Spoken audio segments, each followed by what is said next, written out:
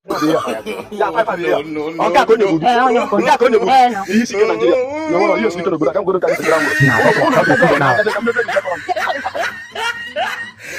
Neri, inwere ihe nne.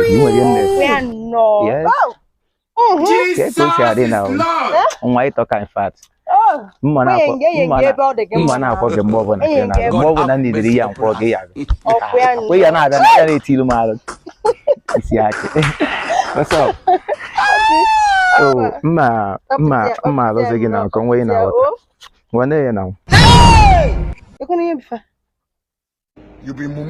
na just wele agba ihe ego ka m na-enye gị na ịchọzi ịgbake ịchọ iji ụkwụ wee na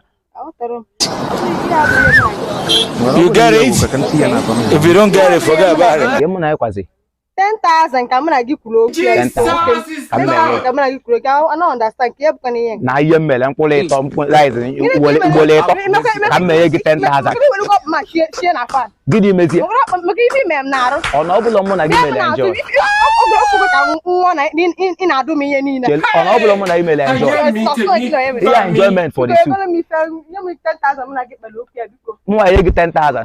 Enwekọ m ike inye gị 10. O nwere ebe m chọrọ ịga ọ bụ na ihe bi m gị ọ bụ na ihe si m n'akụkụ na ngwọlọla mma amali gị anyị na anyị lapụ m aka ọsọ ọ dị ka m na-eju ụra nna isi adịlọ nwa mgba na-alekwe nwa nke ahụ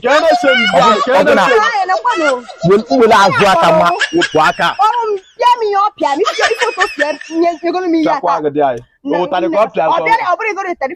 gịnị ka o meghị kpọrọ ọkwa afọ ka nweta ebe na-eje nnu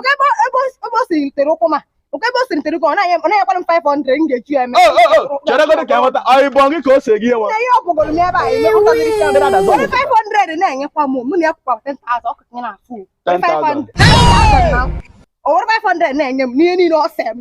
nna alapụ nwa bụ onye mgbu nna mkpọrọ nwa wee naba n'abalị ike ada agwụ nwa agwụ nwanne ike ada agwụ nwa so mụ wee nyụọ nwa ugboro ịtọ nyụcha nwa ugboro ịtọ efu ihe pụrụ m n'alụ pasentaji dị m n'alụ out of 100% ihe nyere nwa asep 60%.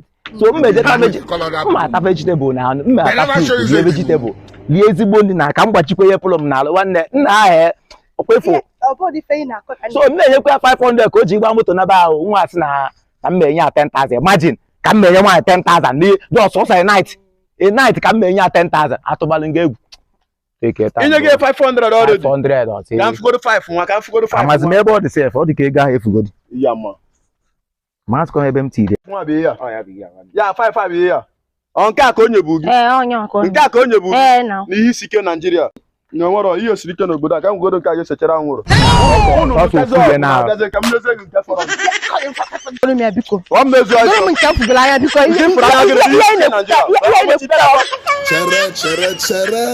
chere why you now why you passing like this? Oh yeah, follow now like I'm comment